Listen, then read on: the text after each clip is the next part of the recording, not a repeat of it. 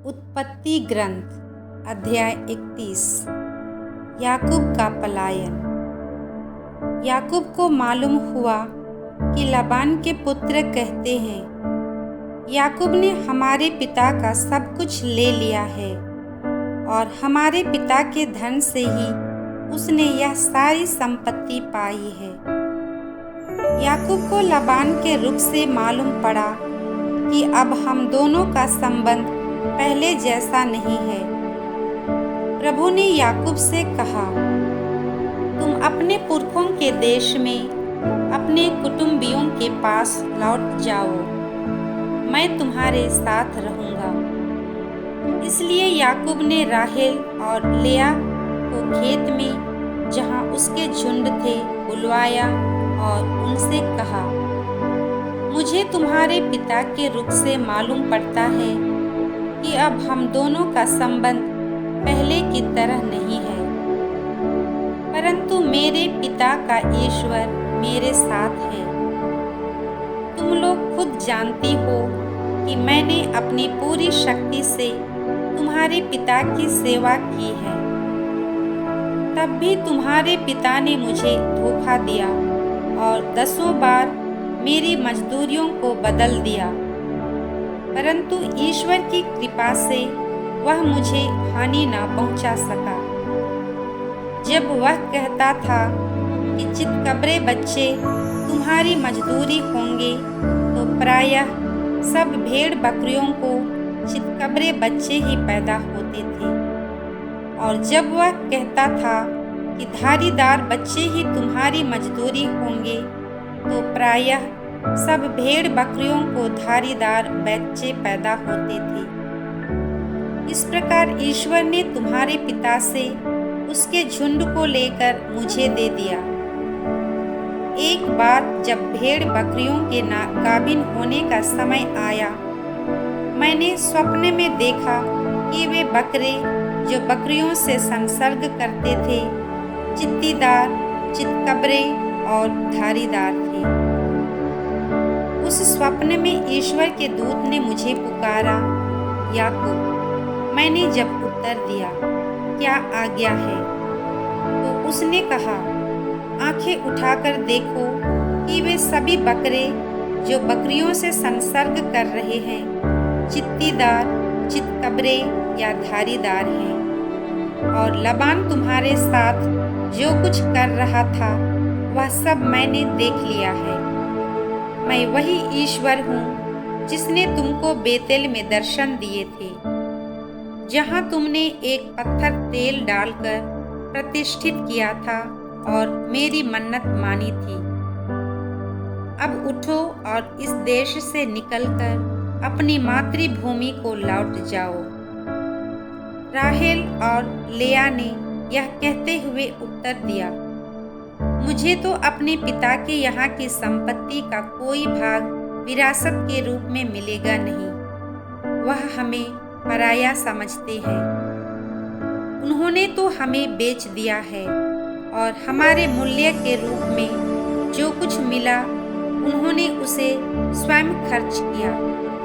वह सारी संपत्ति जिसे ईश्वर ने हमारे पिता से ले ली है, हमारी और हमारे बच्चों की है। इसलिए अब जैसा ईश्वर ने तुमसे कहा है, वैसा ही करो। तब याकूब उठा, अपने बच्चों और पत्नियों को ऊँटों पर बैठाया और अपने सब पशुओं को, अर्थात अपनी सारी संपत्ति और पद्दन आराम में प्राप्त किए गए अपने सब पशुओं को हाँककर अपने पिता इसहाक के पास कनान देश में जाने को तैयार हुआ। लाबान उस समय अपनी भेड़ों का ऊन काटने चला गया था। उस समय राहेल ने अपने पिता के गृह देवताओं की मूर्तियां चुरा ली।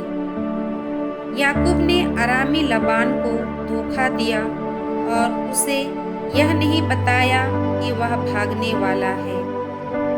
वह अपना सब कुछ लेकर चला गया और फरात नदी पार कर गिलाद के पर्वतीय प्रदेश की ओर रवाना हो गया। तीसरे दिन लबान को खबर मिली कि याकूब भाग गया है। तब उसने अपने सगे संबंधियों के साथ 7 दिन तक उसका पीछा किया। जब वह गिलाद के पर्वतीय प्रदेश तक उसका पीछा करता हुआ पहुंचा, तब रात को स्वप्न में ईश्वर ने अरामी लबान को दर्शन दिए और चेतावनी दी, सावधान रहो, याकूब से अच्छा बुरा एक शब्द भी नहीं कहना। लबान याकूब के पास पहुंचा। याकूब ने पहाड़ी प्रदेश में तंबू डाला था। लबान ने भी अपने कुटुंबियों के साथ गिलाद पर्वत पर अपना तंबू डाला। लबान ने याकूब से कहा, तुमने यह क्या किया है?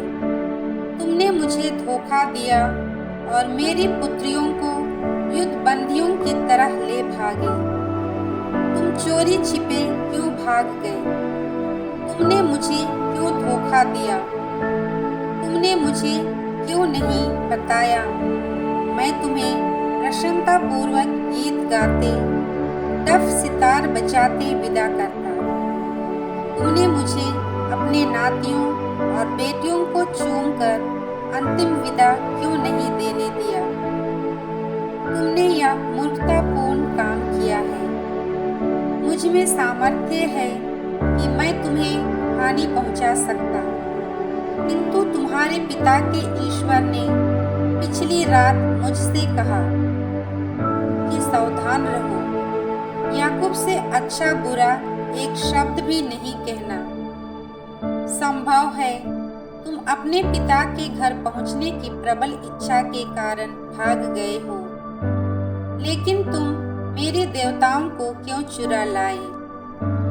याकूब ने लबान को उत्तर दिया, मुझे इस बात का डर था कि कहीं आप मुझसे अपनी पुत्रियों को ना छीन लें, लेकिन जिस किसी के पास आप अपने देवताओं को पाएंगे वह जीवित नहीं छोड़ा जाएगा। हम दोनों के कुटुंबियों के सामने ही आप अपनी जो भी चीज मेरे पास पाते हैं उसे ले लीजिए। याकूब यह नहीं जानता था कि राहेल उन्हें चुरा लाई है। इस पर लबान याकूब के तंबू के अंदर गया, फिर लेया के तंबू में और फिर दोनों दासियों के तंबू में गया, परंतु उसे वे कहीं नहीं मिले। इसके बाद वह लेया के तंबू से निकलकर राहेल के तंबू के अंदर घुसा। राहेल ने गृह देवताओं को चुराकर उन्हें ऊंट की काठी में छिपा रखा था और उन पर बैठी थी। लबान ने पूरे तंबू में खोजबीन की, परंतु उसे कुछ नहीं मिला। वह अपने पिता से बोली, पिताजी, मैं आपके सामने भी इस समय उठ नहीं सकती, इसलिए नाराज मत होइए, क्योंकि मैं अभी राजस्वाला हूँ। वह ढूंढता रहा, किंतु गृह देवताओं का पता नहीं चला। तब याकूब क्रुद्ध हुआ और उसने लबान को फटकारा। याकूब ने लबान से कहा, मेरा क्या अपराध है? मेरा क्या दोष है जो अपने क्रुद्ध होकर मेरा पीछा किया? आपने मेरा सारा सामान ढूंढ डाला। आपको कौन सी चीज मिली जो आपके घर की हो, उसे मेरे और मेरे कुटुंबियों के सामने रख दीजिए, जिससे वे हम दोनों के विषय में निर्णय दें। पिछले 20 वर्षों से मैं आपके साथ रहा हूँ। आपकी भेड़ों और बकरियों का गर्भपात तक नहीं हुआ। मैंने तो आपके झुंड के भेड़ों के मांस तक को कभी नहीं चखा। जब कभी जंगली जानवरों द्वारा भी कोई बकरी या भेड़ मारी गई, तो मैं उसे भी कभी आपके पास नहीं लाया। मैंने ही उस घाटे का भुगतान किया। जब कभी कोई पशु दिन में या रात में उठा लिया जाता, तो आप उसकी पूर्ति मुझसे करवाते थे। मेरी हालत यह थी कि दिन भर तो मुझे गर्मी में झुलसना पड़ता और रात भर ठंड में ठिठुरना पड़ता। मेरी आंखों की नींद भी हराम थी। पिछले 20 वर्षों तक मैं आपके यहाँ रहा। मैंने आपकी दोनों पुत्रियों के लिए 14 वर्ष तक, आपके पशुओं के लिए 6 वर्ष तक आपकी सेवा की। आप मेरी मजदूरी में भी 10 बार उलटफेर करते रहे। यदि मेरे पिता का ईश्वर अर्थात इब्राहिम का ईश्वर, वह जिस पर इसहाक की भी श्रद्धा थी, मेरा साथ नहीं देता रहता, तो अवश्य आपने मुझे खाली हाथों भगा दिया होता। लेकिन ईश्वर ने मेरे कष्टों और मेरे शारीरिक परिश्रम को देखकर लबान ने याकूब से कहा, तुमने यह क्या किया है? तुमने मुझे धोखा दिया और मेरी पुत्रियों को युद्धबंदियों की तरह ले भागे। तुम चोरी छिपे क्यों भाग गए? तुमने मुझे क्यों धोखा दिया? तुमने मुझे क्यों नहीं बताया? मैं तुम्हें प्रसन्नतापूर्वक गीत गाते, डफ सितार बजाते विदा करता। तुमने मुझे अपने नातियों और बेटियों को चूमकर अंतिम विदा क्यों नहीं देने दिया? तुमने यह मूर्खतापूर्ण काम किया है। मुझ में सामर्थ्य है कि मैं तुम्हें हानि पहुंचा सकता, किंतु तुम्हारे पिता के ईश्वर ने पिछली रात मुझसे कहा कि सावधान रहो, याकूब से अच्छा बुरा एक शब्द भी नहीं कहना। संभव है तुम अपने पिता के घर पहुंचने की प्रबल इच्छा के कारण भाग गए हो, लेकिन तुम मेरे देवताओं को क्यों चुरा लाए? याकूब ने लाबान को उत्तर दिया, मुझे इस बात का डर था कि कहीं आप मुझसे अपनी पुत्रियों को ना छीन लें। लेकिन जिस किसी के पास आप अपने देवताओं को पाएंगे, वह जीवित नहीं छोड़ा जाएगा। हम दोनों के कुटुंबियों के सामने ही आप अपनी जो भी चीज मेरे पास पाते हैं, उसे ले लीजिए। याकूब यह नहीं जानता था कि राहेल उन्हें चुरा लाई है। इस पर लाबान याकूब के तंबू के अंदर गया, फिर लेया के तंबू में और फिर दोनों दासियों के तंबू में गया, परंतु उसे वे कहीं नहीं मिले। इसके बाद वह लेया के तंबू से निकलकर राहेल के तंबू के अंदर घुसा। राहेल ने गृह देवताओं को चुराकर उन्हें ऊंट की काठी में छिपा रखा था और उन पर बैठी थी। लाबान ने पूरे तंबू में खोजबीन की, परंतु उसे कुछ नहीं मिला। वह अपने पिता से बोली, पिताजी, मैं आपके सामने भी इस समय उठ नहीं सकती, इसलिए नाराज मत होइए, क्योंकि मैं अभी राजस्वाला हूँ। वह ढूंढता रहा, किंतु गृह देवताओं का पता नहीं चला। तब याकूब क्रुद्ध हुआ और उसने लबान को फटकारा। याकूब ने लबान से कहा, मेरा क्या अपराध है? मेरा क्या दोष है जो अपने क्रुद्ध होकर मेरा पीछा किया? आपने मेरा सारा सामान ढूंढ डाला। आपको कौन सी चीज मिली जो आपके घर की हो, उसे मेरे और मेरे कुटुंबियों के सामने रख दीजिए, जिससे वे हम दोनों के विषय में निर्णय दें। पिछले 20 वर्षों से मैं आपके साथ रहा हूँ।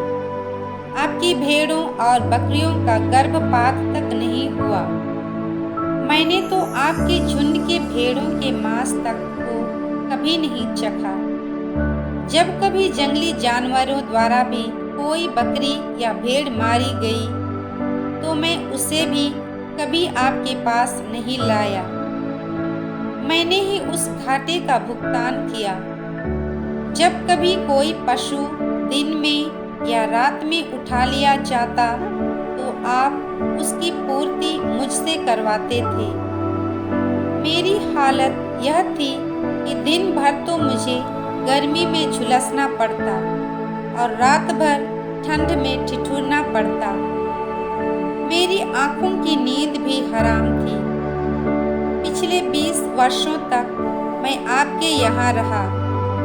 मैंने आपकी दोनों पुत्रियों के लिए 14 वर्ष तक, आपके पशुओं के लिए 6 वर्ष तक आपकी सेवा की। आप मेरी मजदूरी में भी 10 बार उलटफेर करते रहे। यदि मेरे पिता का ईश्वर अर्थात इब्राहिम का ईश्वर, वह जिस पर इसहाक की भी श्रद्धा थी, मेरा साथ नहीं देता रहता, तो अवश्य आपने मुझे खाली हाथों भगा दिया होता। लेकिन ईश्वर ने मेरे कष्टों और मेरे शारीरिक परिश्रम को देखकर पिछली रात आपको डांटा।